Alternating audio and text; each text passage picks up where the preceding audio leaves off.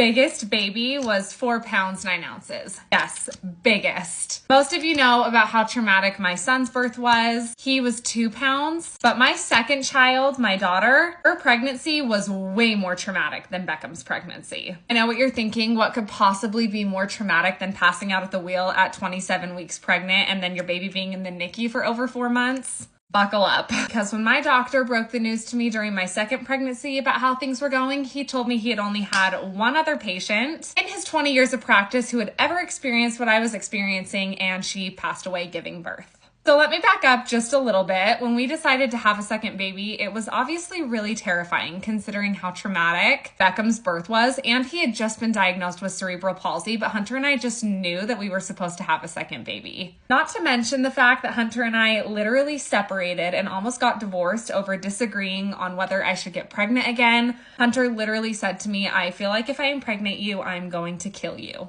The reason he said that was because in my first pregnancy, I passed out at the wheel and they have no idea why I passed out. They did neurologist tests. They also tested my placenta, and all they could conclude was that it had something to do with pregnancy. I can give you guys a full story time on how Hunter and I got back together and came to the conclusion that we were going to have a second baby, but it's really important to note that the reason Hunter didn't want to have a second baby was literally because he was afraid that I was going to die. Hunter and I have been unbelievably fortunate when it comes to conception. We got pregnant on our first try with both kids, and everything went really well up until our anatomy scan. Keep in mind that Beckham's pregnancy was not traumatic, it was his birth. So I know that the anatomy scan can be very scary for a lot of women who have received bad news at previous anatomy scans, but Hunter and I never had. I walked into that appointment just so excited to have a really long ultrasound and see my baby, and had absolutely no idea what was about to be told to me. When they were looking at Blakely, they noticed that my placenta was low-lying and in the front. Typically, your placenta is supposed to be up high and in the back. The ultrasound tech was pretty quiet for a minute, and we kind of knew that something was wrong, and obviously our biggest concern was that it was about the baby.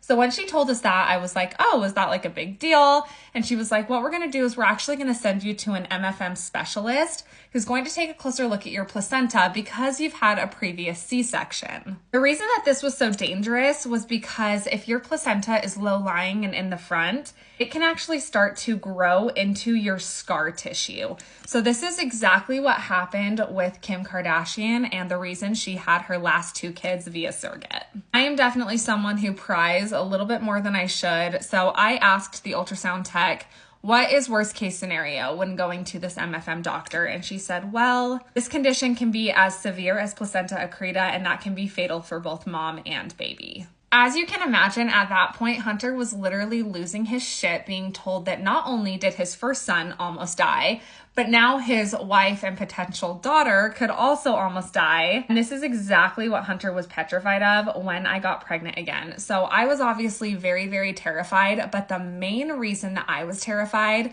was because I knew that it was a possibility that I would have a premature baby again. And at that point, I was not worried about myself at all. I was worried about the baby. So we ended up booking that appointment with MFM, and they got us in as quickly as they could because the situation was urgent. So when I went to that appointment, it was during COVID, so Hunter actually couldn't come in with me, and he literally had to wait in the car. While they were doing the ultrasound, they had to do it vaginally so that they could get a really good look at my bladder, my placenta, my C-section scar tissue. And when they were doing it, they actually had to stop and call in another doctor. And it was at that point that I knew there was no way I was going to be told good news. At that point, they actually let me see the screen, and they started explaining to me that there were blood vessels that were not only penetrating the scar tissue of my C-section, but they were actually going as far as my bladder. After showing me this, they had me FaceTime Hunter so that the doctor could talk to both of us together.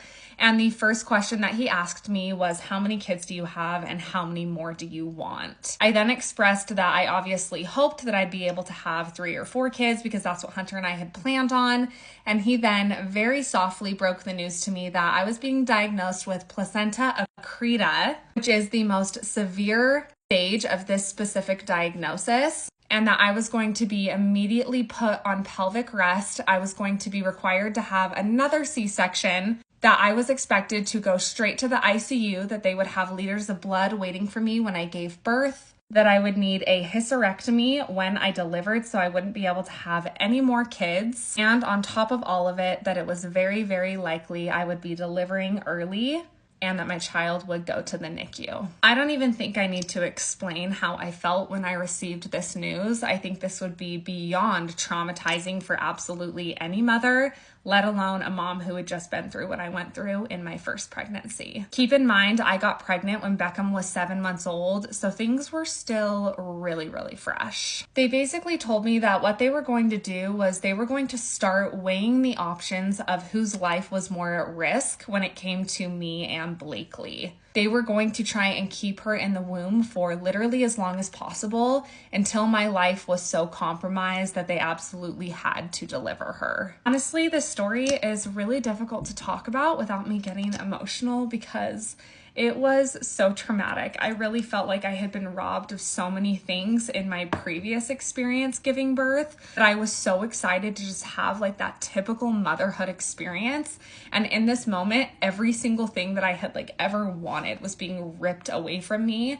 And Hunter was obviously so traumatized. I was petrified that I was going to lose this baby. I was petrified for my own life because I had a little baby and a husband at home. Best case scenario, I was terrified that I was going to have parts of my bladder removed. I was going to never be able to have future babies, and my baby was going to go to the NICU again. They ended up transferring all of my care to the hospital that Beckham was delivered at and that Beckham was in the NICU at because it's definitely the best NICU in the entire state, and that's where they expected my daughter to need to go. And I want to remind you guys that I was literally only 20 weeks pregnant at this point, so this was the start of the most terrifying 20 weeks of my entire life. There is obviously so much more to this story, so I am going to have to do a part 2 on what I found out when my care was transferred up to the doctors at the University of Utah, because I can honestly say that this story takes the most shocking turn. Stay tuned for part 2.